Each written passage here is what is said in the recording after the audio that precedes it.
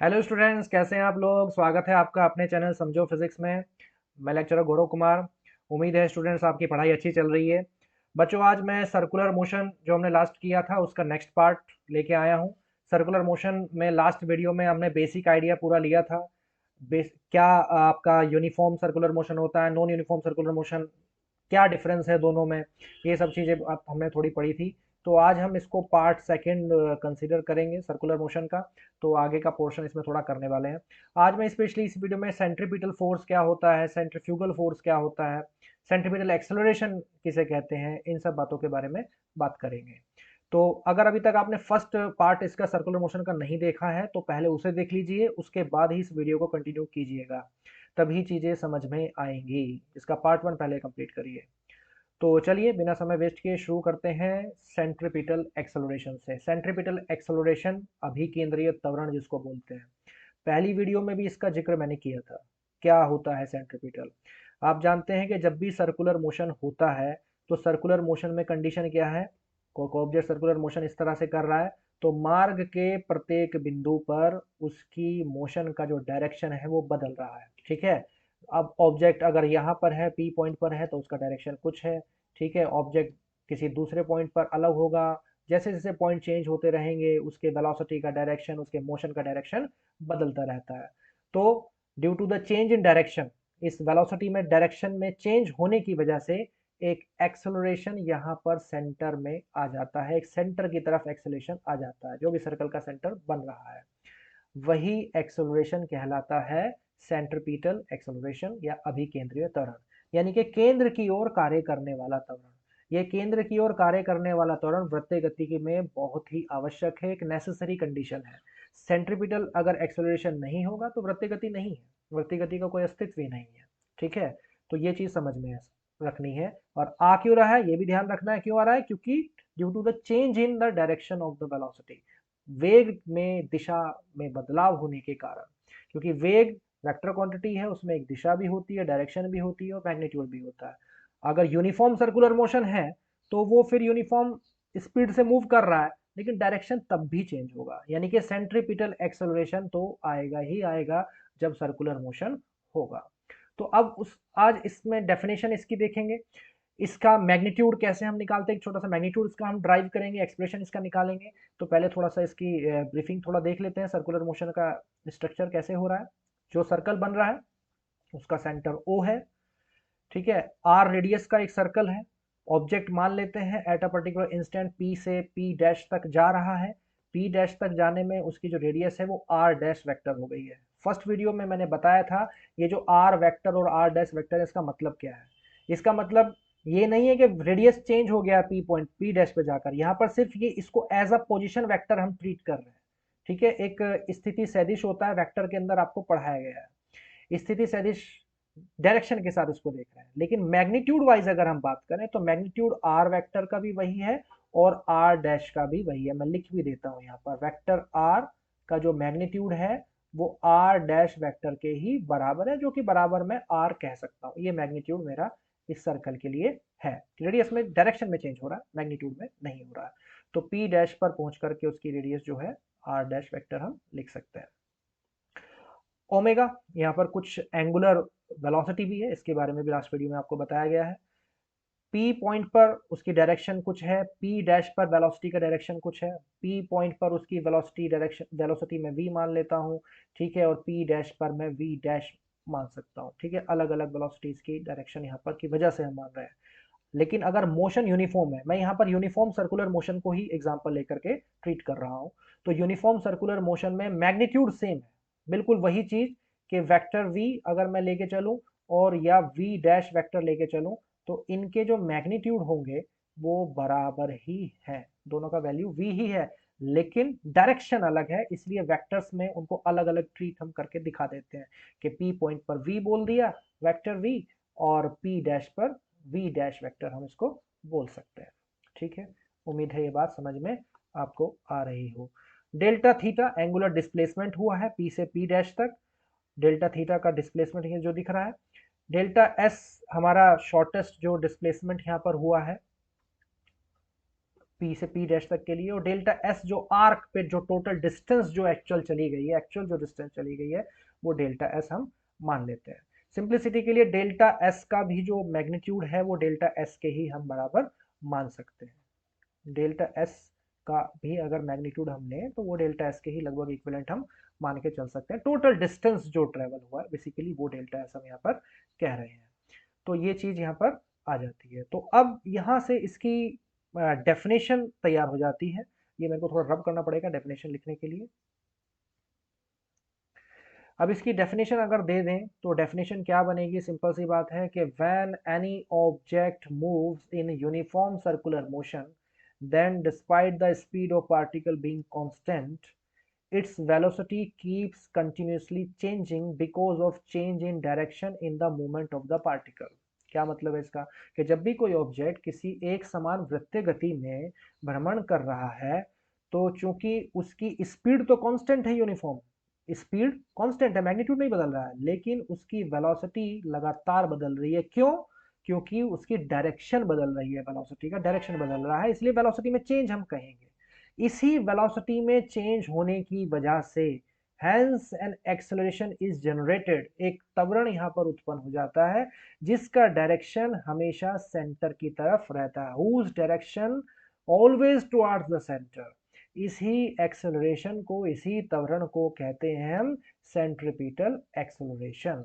Simple सी परिभाषा इसकी ये बन जाती है। हिंदी वाले उसको हिंदी में लिख सकते हैं, इंग्लिश वाले एज इट इज इसको हम इंग्लिश में लिख सकते हैं। ठीक है, तो ये जनरल डेफिनेशन है। इसका एक्सप्रेशन अब हम थोड़ा इसका ड्राइव करेंगे, एक्सप्रेशन इसका क्या निकलने वाला है। इसके एक्सप्रेशन को अगर देखें तो उससे पहले थोड़ा सा ज्योमेट्री में हमें जाना पड़ेगा।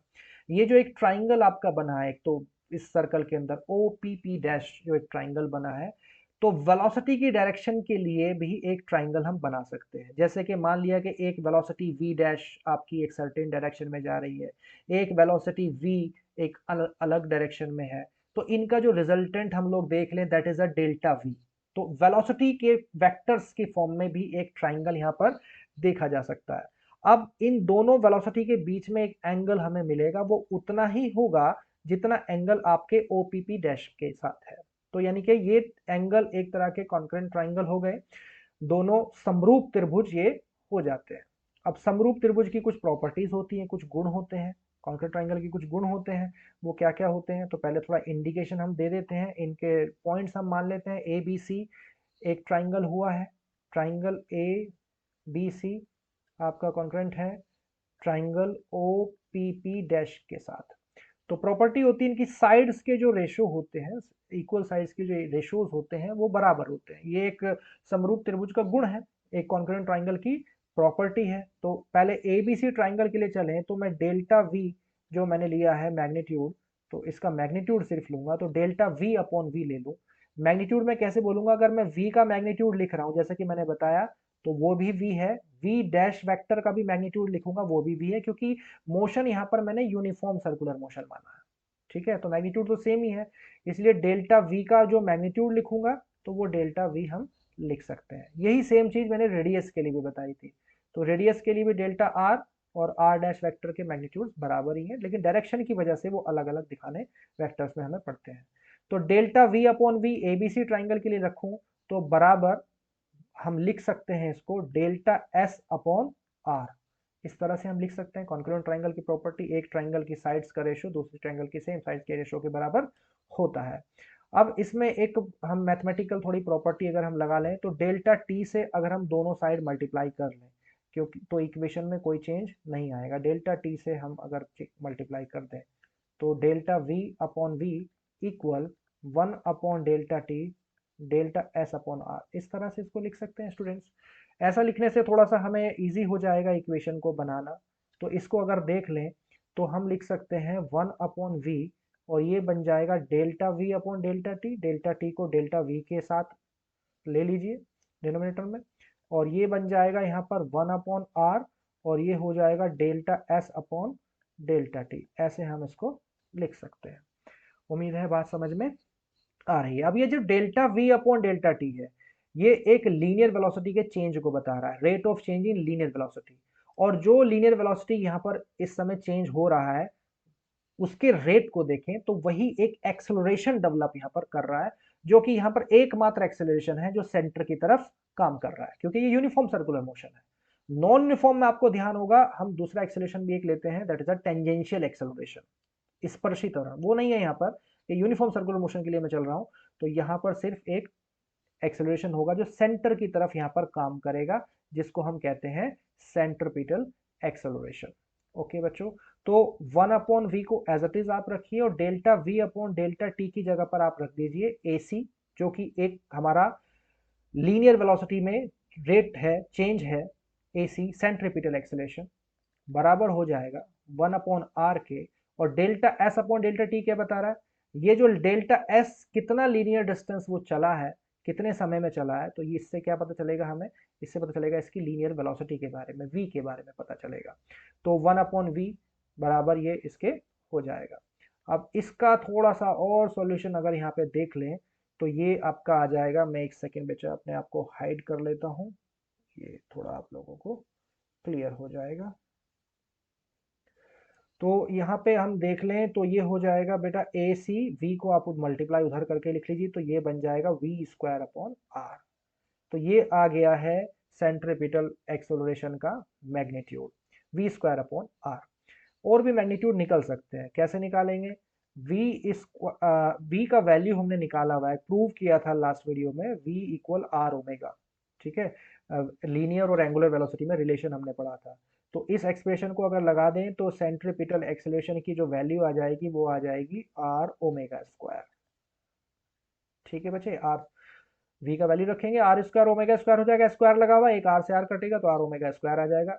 और भी एक वैल्यू निकल सकती है इसकी, वो वैल्यू कैसे, अगर आप आर का वैल्यू इसमें रख दें, आर का वैल्यू इसी एक्सप्रेशन से रख दीजिए, तो आर बराबर वी अपॉन ओमेगा रखा जा सकता है, तो ए सी बराबर वी अपॉन ओमेगा, और एक ओमेगा स्क्वायर है इसी एक्सप्रेशन में रख दिया, ओमेगा से ए की पावर कैंसिल हो जाएगी, तो सॉल्व करने के बाद ये आ जाएगा ए सी बराबर वी ओमेगा। तो ये और एक्सप्रेशन आ गया है। तो ये लगभग 3 एक्सप्रेशन यहाँ पर बन गए हैं सेंट्रिपिटल एक्सेलरेशन के, अभिकेंद्र त्वरण के। परिभाषा आप लोगों को क्लियर हो गई है। तो ये डेरिवेशन करने के लिए भी आ जाता है, केवल परिभाषा लिखने को भी आ सकती है। तो इनको मैग्नीट्यूड्स को भी आप ध्यान थोड़ा रखें, और इसका मेथड एक वेक्टर थ्योरी से भी करते हैं हम लोग। मैं सिर्फ मैग्नीट्यूड पे ही बेस पे इसको कराया है, जो कि थोड़ा ईजी भी है, मेरे को अच्छा लगता है, तो मैंने इसी से इसको करा दिया है।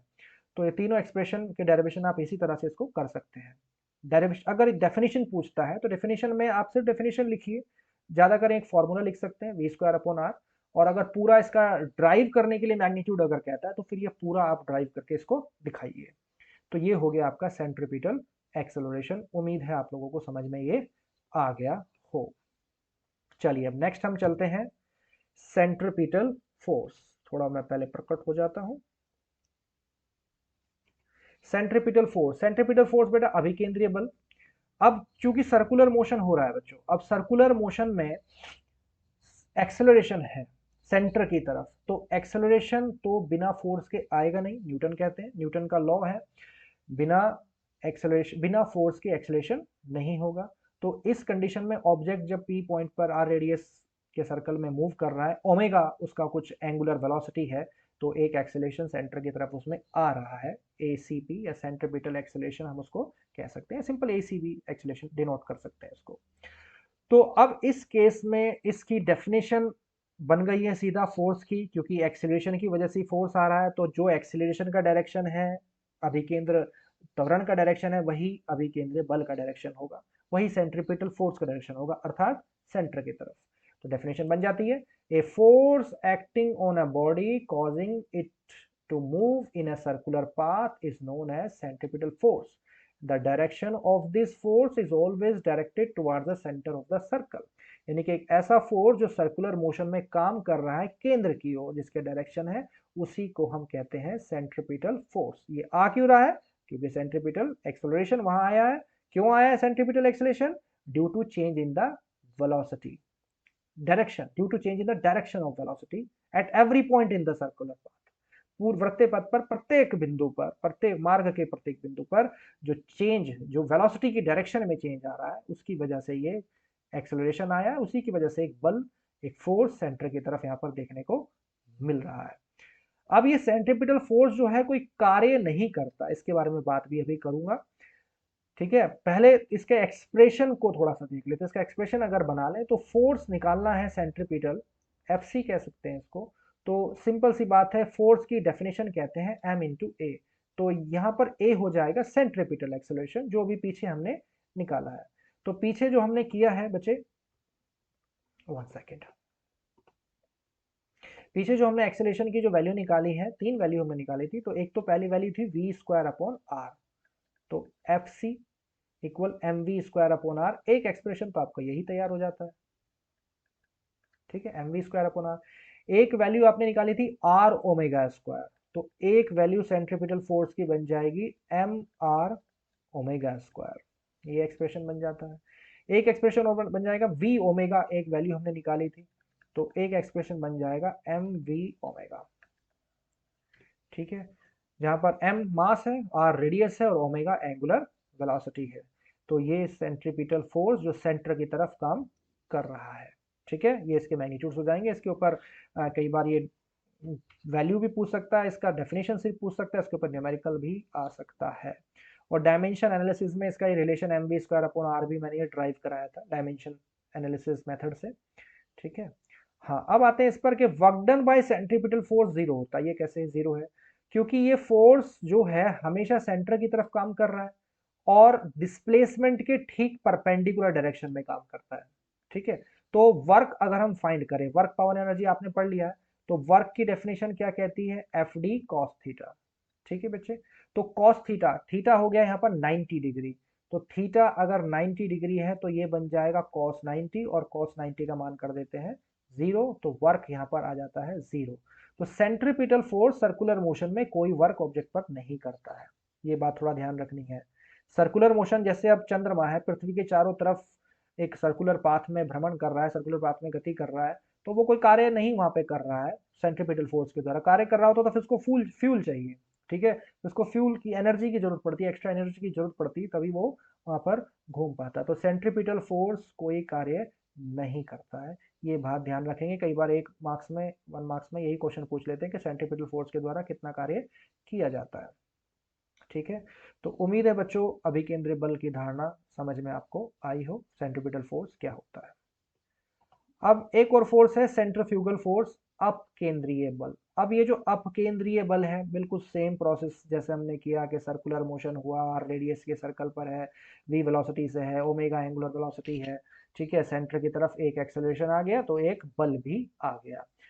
तो ये बल जब आया है सेंटर की तरफ, तो सर्कुलर मोशन के दौरान जब एक्सपीरियंस हम लोग करते हैं तो एक फोर्स बाहर की तरफ भी एक्सपीरियंस किया जाता है, सर्कल्स के सेंटर से अपोजिट डायरेक्शन में, सर्कल से बाहर की तरफ एक फोर्स एक्सपीरियंस किया जाता है। ये जनरली हम करके देखते हैं कि जब हम किसी कार में टर्न कर रहे हैं, ठीक है, किसी सर्कुलर ट्रैक पे हम लोग जाते हैं, तो सर्कल के सेंटर की तरफ तो फोर्स आपको मिल जाएगा फ्रिक्शन से, टायर, सड़क और टायर हैं जो कार के, उनके बीच के फ्रिक्शन से मिल जाएगा। लेकिन बाहर की तरफ एक फोर्स आपको मिलेगा, बाहर की तरफ सेंटर से आप थोड़ा सा खिसक जाते हैं, तो इससे एक्सपीरियंस होता है एक तरह का फोर्स ये काम कर रहा है सेंटर से बाहर की तरफ। अब ये फोर्स आया कहां से है, ये क्या इसकी थ्योरी है? तो इस फोर्स को हम कह देते हैं स्यूडो फोर्स। ये एक तरह का छदम बल है, एक तरह का आभासी बल है, जो कि एक non inertial frame of reference की धारणा से भी संबंधित है। इनर्शियल फ्रेम ऑफ रेफरेंस क्या होता है, इसके ऊपर भी मैंने एक वीडियो बनाया हुआ, उसको वहां थोड़ा समझिएगा। एक फ्रेम होता है नॉन इनर्शियल, एक्सेलरेटेड फ्रेम में हम जब जाते हैं, त्वरित फ्रेम के अंदर हम जाते हैं, तो वहां पर हमें एक छदम बल का अनुभव होता है, ठीक है, हमारे मोशन के अपोजिट डायरेक्शन में। तो हमारा जो एक्सेलरेशन है सेंटर की तरफ है, मेन जो एक्सेलरेशन है, तो इसके अपोजिट डायरेक्शन में एक फोर्स हमें यहाँ पर अनुभव होना होता है, that is the pseudo force. यही हमारा अपकेंद्रीय बल या सेंट्रीफ्यूगल फोर्स कहलाता है। तो ये रियल फोर्स नहीं है, it is like a fake force, इसको फेक फोर्स भी हम कह देते हैं।